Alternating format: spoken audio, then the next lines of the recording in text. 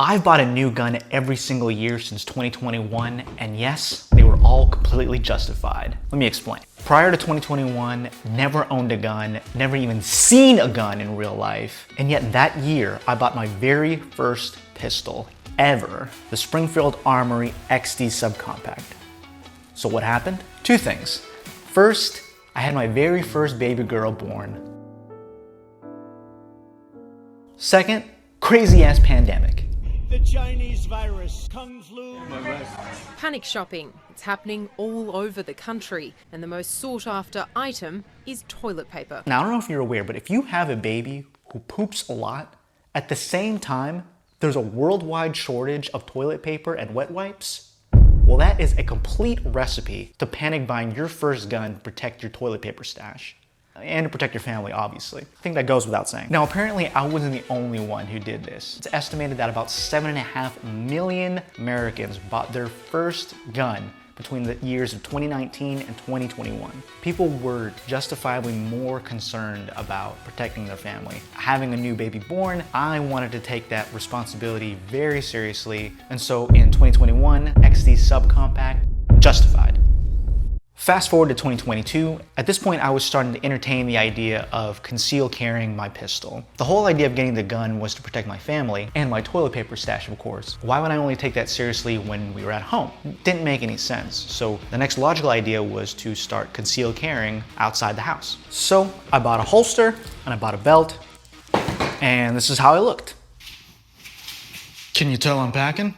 Okay, not quite, but the XD was a little too girthy for my taste, and I just found it extremely hard to conceal carry this thing. So I did the most logical thing, which was to buy this, the Springfield XDS Mod 2. Basically the XD Subcompact's little brother. With just around an inch wide, this was super easy to conceal, and the extra grip safety was huge for me. Just gave me that extra peace of mind that I wasn't going to accidentally blow my sack off if I farted the wrong way.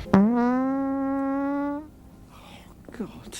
Sorry, I farted. There's a right way to fart, apparently. I did sacrifice a lot in terms of capacity. This was a 13+1 compared to the 7+1 on the XDS Mod 2. But if I really wanted to, I could use this setup with the Tier 1 Axis holster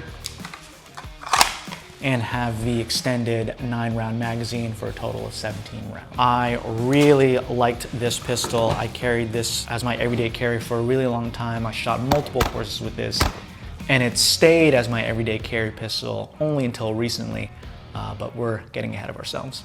So 2022 XDS Mod 2 justified.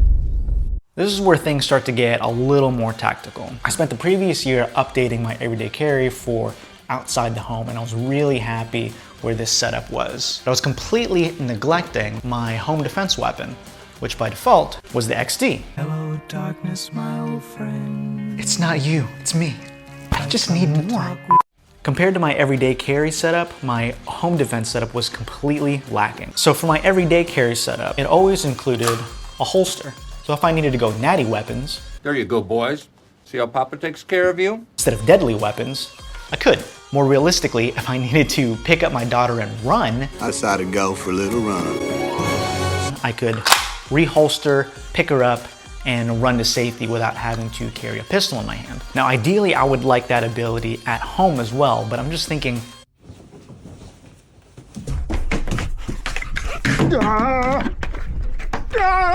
I'm not thinking about putting on a belt and a holster, let alone some damn pants. But I wanted to be ready for that kind of situation. So how do you keep a gun on you without a holster? Like this. This is the Springfield Armory St. Victor AR pistol, complete with a hollow sun optic and an O-Light weapon light.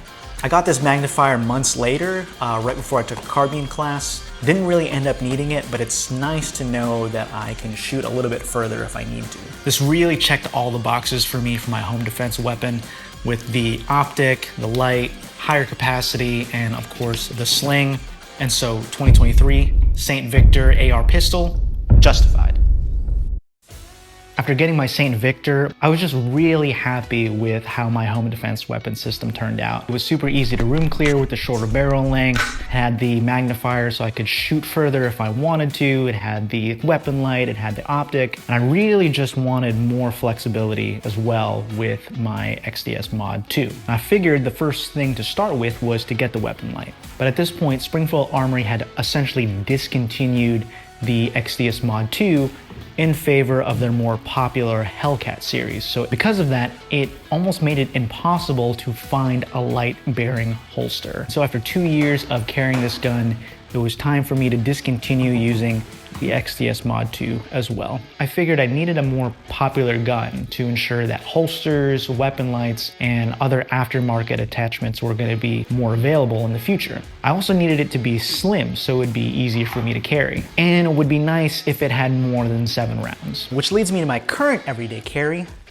the Glock 48. Comes with a 10-round magazine, it's super slim, so it's easier for me to carry. I've got the Hollow Sun EPS Carry Red Dot, complete with a solar backup, just in case the zombie apocalypse happens and I run out of batteries. I've got a TLR-7 sub weapon light and